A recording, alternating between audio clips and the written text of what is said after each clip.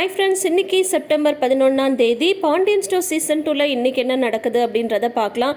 இன்றைக்கி full and full நம்மளோட மீனாவை வச்சு தான் எபிசோட் ஃபுல் அண்ட் ஃபுல்லாக போயிருக்கு. மீனாவை பாண்டியன் புரிஞ்சுக்கிட்டாரா, செந்தில் புரிஞ்சுக்கிட்டாங்களா அப்படின்றது தான் இன்ட்ரோயோட ஃபுல் எபிசோடு. ஆனால் சும்மா சொல்லக்கூடாதுங்க, கோமதி மாதிரி ஒரு மாமியார் கிடச்சாங்கன்னு வைங்களேன், அடடடடடா அதுக்கெலாம் ஒரு தனி வரம் தான் வாங்கியிருக்கணும் அப்படின்னு சொல்லிட்டு நினைக்கிற மாதிரி தான் கோமதியோட கேரக்டர் கொண்டு வந்திருக்காங்க.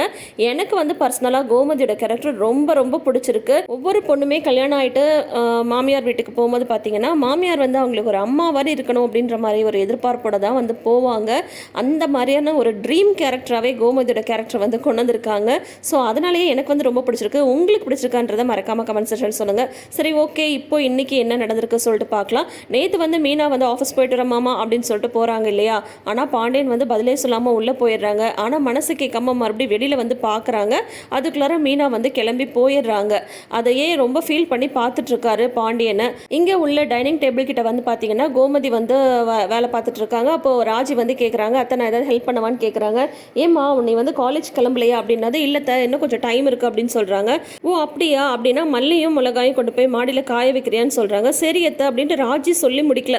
பாண்டியன் வரதை பார்த்துட்டு, இல்லைத்த எனக்கு காலேஜ்க்கு டைம் ஆச்சு நான் கிளம்புறேன்னு ஓடிடுறாங்க. உடனே பாண்டியன் கோமதிட்ட கேட்குறாங்க, ஏன் அந்த பிள்ளை என்னை பார்த்ததுமே பயந்து போகுது அப்படின்னு சொல்லி கேட்குறாங்க. இது என்ன கேள்வி, வீட்டுக்கு வந்த பிள்ளைங்களை மகளுக்கெல்லாம் பார்க்கணும், அதை விட்டுட்டு எப்போ பார்த்தாலும் அவங்க கிட்ட கோவத்தை காட்டிட்டு இருந்தா அந்த பொண்ணு பயந்து உடம்பு வர என்ன பண்ணுவா? அன்னைக்கு அவள் என்ன பண்ணா, பெருசாக என்ன தப்பு பண்ணிட்டா? உங்களுக்கு டீ தானே கொடுக்க வந்தா, அதுக்கு அவ்வளோ ஆர்ப்பாட்டம் பண்ணிட்டீங்க. அப்புறம் அவன் உங்களை பார்த்து பயந்து உடம்பு என்ன பண்ணுவா? இல்லை நான் தான் ஒன்று கேட்குறேன், நம்ம அரசு ஏதாவது தப்பு பண்ணால் இப்படி தான் நீங்கள் நடந்துப்பீங்களா? நம்ம பசங்க கிட்ட கூட கோச்சிக்கிறதுக்கு நம்மளுக்கு எல்லா உரிமையும் இருக்குது. ஆனால் வீட்டுக்கு வாழ வந்த பொண்ணுங்க எந்த எதிர்பார்ப்போட இங்கே வருவாங்க, நம்மளுக்கு இங்கே ஒரு அப்பா அம்மா கிடைப்பாங்கன்னு சொல்லிட்டு தானே வருவாங்க. அவங்க கிட்ட போய் இந்த மாதிரி கோவத்தை காட்டிட்டு இருக்கீங்க அப்படின்னு சொல்கிறாங்க. ஆமாம், இப்போ அந்த பிள்ளை மீனா கூட ஆஃபீஸ்க்கு போயிட்டு வரேன்னு சொல்லிச்சு. நான் ஒன்றுமே பேசாமல் உள்ளே வந்துட்டேன். அந்த பிள்ளை பாவம் முகத்தை வாடிட்டு போயிடுச்சு அப்படின்னு சொல்கிறாங்க. ஆமாங்க, இப்படி தான் நடந்துக்கணும். அவள் போயிட்டு வரேன்னு சொன்னால் இப்படி தான் முகத்தை காட்டாமல் பேசாமல் உள்ளே வந்துடணும். நல்லபடியாக போயிட்டு வாமான்னு சொன்னால் தான் உங்களுக்கு வாயிலேருந்து முத்து உதிர்ந்துடுமே. இல்லை நான் கேட்குறேன், நீங்கள் ஏன் தாங்க இப்படி நடந்துக்கிறீங்க? உங்களுக்கு இன்னொரு விஷயம் தெரியுமா? நீங்கள் இந்த ரெண்டு பிள்ளைங்க கிட்டேயும் பேசாமல் இருக்கிறதுனால அவள் புருஷனுங்க கூட அவங்க கிட்ட பேசுறதில்ல. அதனால அவங்க ரெண்டு பேரும் எவ்வளோ வருத்தப்படுறாங்க தெரியுமா அப்படின்றாங்க கோமதி. என்னடி சொல்கிற அப்படின்னு சொல்கிறாங்க. ஆமாம், உங்கள் மனசு கஷ்டப்பட்டுருச்சு அப்படின்னு சொல்லிட்டு செந்திலும் கதிரும் மீனாட்டையும் ராஜிட்டையும் பேசாமல் இருக்காங்க. இதெல்லாம் உங்களுக்கே கொஞ்சம் சரின்னு சொல்லி தோணுதுங்களாங்க அப்படின்னு சொல்லிட்டு கோமதி பாண்டியனை திட்டுறாங்க. ஏன் வீட்டில் என்ன பிரச்சனை வரதான் செய்யும், அதுக்காக அவங்க ரெண்டு பேர்கிட்ட நீங்கள் பேசாமலே இருந்தீங்கன்னா அவங்களுக்கு இந்த வீட்டில் இருக்கிறதுக்கே கஷ்டமாக இருக்குன்னு நேற்றுலாம் எவ்வளோ ஃபீல் பண்ணி பேசினாங்கன்னு தெரியுமா அப்படின்னு சொல்லிட்டு கோமதி நல்லா பிடிச்சி திட்டி விட்டுறாங்க பாண்டியனை. நீங்கள் பண்ணுறது கொஞ்சம் கூட சரியில்லை அப்படின்னு சொல்லிட்டு. சரி சரி, நான் அந்த பசங்க கிட்ட பேசுகிறேன் அப்படின்ற மாதிரி பாண்டியன் சொல்கிறாங்க. ஆமாம், இப்போ சொல்லுங்கள், பாவம் அவள் வருத்தப்பட்டுக்கே ஆஃபீஸ்க்கு போயிருப்பாள்ல அப்படின்னு சொல்லிட்டு திட்டிட்டு போகிறாங்க கோமதி. அதுக்கப்புறம் பார்த்தீங்கன்னா பாண்டியன் ஸ்டோர்ஸ் கடையை காட்டுறாங்க. அங்கே பழனி இருக்காரு, தாத்தா இருக்காங்க. ஆர்டர்லாம் வந்துட்டுருக்கு. ஃபோனில் அதெல்லாம் கேட்டு எழுதிட்டுருக்காரு பழனி. அப்போ வாங்க உங்களுக்கு என்ன வேணும் அப்படின்னு சொல்லிட்டு ஒரு ஆள் நிற்கிறத பார்த்துட்டு கேட்குறாங்க. உடனே கத்திரிக்காயும் வெண்டைக்காயும் வேணும் அப்படின்ற மாதிரி அவங்க ஏதோ சொல்கிறாங்க. பார்த்தா யாருன்னா நம்ம மீனா. நீ எங்கப்பா இங்கே அப்படின்னு சொல்கிறாங்க தாத்தா. உடனே பழனியுமே பார்த்துட்டு, அடா மீனா நீயாப்பா, நீ என்னப்பா கடைக்கு வந்திருக்க அப்படின்னா, அதுவும் சரி எங்கே உங்கள் மச்சான் அப்படின்றாங்க மீனா. அவர் வெளியே போயிருக்காரு அப்படின்னு சொல்கிறாங்க. அவரை பார்க்கவா அப்படின்னதும், ஆமாம் இன்னைக்கு ஒரு முடிவு எடுக்கணும்னு தான் நான் வந்திருக்கேன் அப்படின்னு சொல்கிறாங்க. ஆஃபீஸ்க்கு போயிட்டு வரேன்னு சொல்கிறேன். பதில் பேசாமல் அவர் பாட்டிக்கு அவர் உள்ளே போயிட்டாரு. எனக்கு இன்னைக்கு என்னன்னு சொல்லிட்டு தெரிஞ்சே ஆகணும் சித்தப்பா, அதுக்காக தான் இங்கே வந்திருக்கேன் அப்படின்னு சொல்லிட்டு அதுக்கப்புறம் அதே மாதிரி தாத்தாவையும் பார்த்து ரொம்ப நாள் ஆச்சுல்ல, எப்படி இருக்கீங்க தாத்தா அப்படின்னு சொல்லிட்டுலாம் அன்பாக விசாரிச்சுட்டு இருக்காங்க. அப்போ பார்த்தீங்கன்னா பாண்டியன் வராரு. நீ எங்கப்பா இங்கே ஆஃபீஸ் போகலையா அப்படின்னு சொல்கிறாங்க. இல்லை மாமா, உங்ககிட்ட ஒரு விஷயத்தை பேசிட்டு போக தான் வந்திருக்கேன் அப்படின்னு சொல்லிட்டு மீனா சொல்கிறாங்க. உடனே பழனி தாத்தாட்ட சொல்கிறாங்க, மாமா இவ தான் கரெக்டான ஆள் மச்சானுக்கு, இன்னைக்கு பாருங்க தூள் கிளப்ப போகிறா அப்படின்ற மாதிரி தான் சொல்லிட்டு இருக்காங்க. உடனே என்னப்பா என்ன கேட்கணும் அப்படின்னது, இல்லை மாமா நீங்கள் ஏன் என்கிட்ட பேசாமல் இருக்கீங்க? இல்லை நான் ஒரு விஷயம் சொல்கிறேன். ராஜி ஒரு விஷயம் கதிருக்காக பண்ணணும்னு சொல்லிட்டு நினச்சா, அது என் மனசுக்கு கரெக்டுன்னு சொல்லி பட்டது, அதனால் நான் ஹெல்ப் பண்ணேன். சரி, இந்த மாதிரி பிரச்சனைலாம் வரும்னு சொல்லிட்டு நாங்கள் ரெண்டு பேரும் எதிர்பார்க்கவே இல்லை. ஆனால் இப்போ இந்த மாதிரி பிரச்சனைலாம் வந்ததும் நாங்கள் பண்ணது தப்பு அப்படின்ற மாதிரி எங்களுக்கு தெரிஞ்சு போச்சுல்ல, அதுக்காக நீங்கள் கோச்சிட்டு பேசாமலே இருப்பீங்களா? இந்த வீட்டுக்கு நான் மருமகளாக வந்தப்போ எங்கள் அப்பா அம்மா கூட எங்களை ஏற்றுக்கவே இல்லை. எவ்வளோ கோபம் இருந்தாலும் நீங்கள் எங்களை வீட்டுக்குள்ளார விட்டீங்க, எங்களை ஏற்றுக்கிட்டீங்கல்ல. அப்போ நான் எவ்வளோ சந்தோஷப்பட்டேன்னு தெரியுமா? உண்மையை சொல்லப்போனால் நாங்கள் என் கல்யாணத்துக்கு அப்புறம் நான் எங்கள் அப்பா அம்மா என் கூட பேசுகிறதே கிடையாது. ஆனால் அந்த வருத்தம் எனக்கு இல்லாமல் இருக்குன்னா அதுக்கு என்ன காரணம் பண்ணணும்னு தெரியுமா? நீங்களும் அத்தையும் அந்த ஸ்தானத்துலேருந்து பார்த்துக்கிறதுனால எனக்கு எங்கள் அப்பா அம்மாவோட ஞாபகமே வந்ததில்லை அப்படின்னு சொல்கிறாங்க மீனா. அதை கேட்டுட்டு உடனே பழனி வந்து பத்தியா எப்படி பாயிண்ட்டை பிடிக்குதுன்னு சொல்லிட்டு பெரிய ஐஸா தூக்கி வச்சிருச்சே அப்படின்னு சொல்லிட்டு தாத்தாட்ட சொல்லிட்டு இருக்காரு பழனி.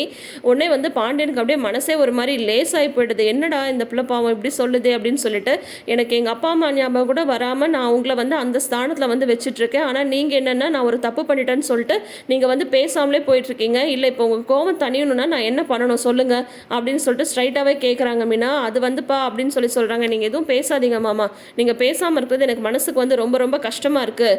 உங்களுக்கு பிடிக்கலன்னா சொல்லுங்கள், நான் வேணால் கிளம்பி போயிடுறேன் அப்படின்ற மாதிரிலாம் வந்து சொல்கிறாங்க. சச்சா என்னப்பா என்ன பேசிட்டு இருக்க நீ?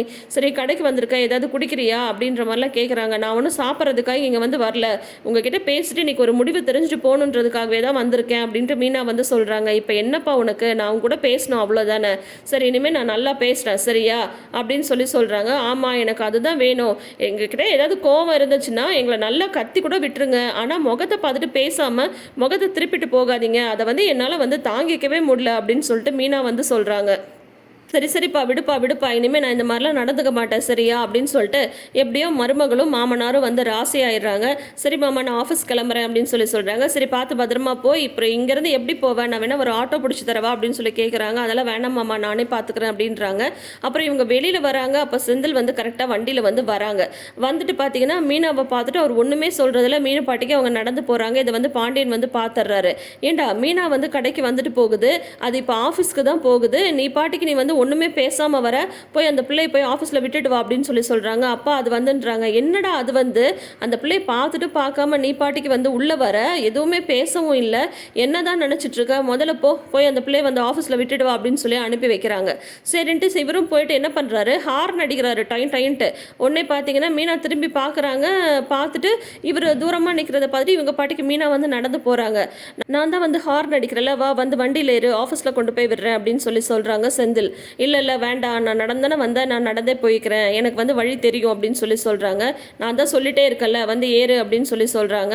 உடனே வந்து இப்போ பார்த்துட்டும் பேசாமல் தானே போனீங்க, அப்புறம் என்ன திடீர்னு அக்கறையாக வந்து வந்திருக்கீங்க அப்படின்னு சொல்லிட்டு மீனா வந்து கேட்குறாங்க. நானா ஒன்றும் வரல, அப்பா தான் வந்து சொன்னார் அப்படின்னது. ஓ அப்படின்னா உங்கள் அப்பா வந்து என் கூட பேசுன்னு சொன்னால் பேசுவீங்க, ஏதாவது ஒன்று செய்யுன்னு சொன்னால் செய்வீங்க, ஆனால் வந்து நீங்களாம் எதுவுமே செய்ய மாட்டீங்க.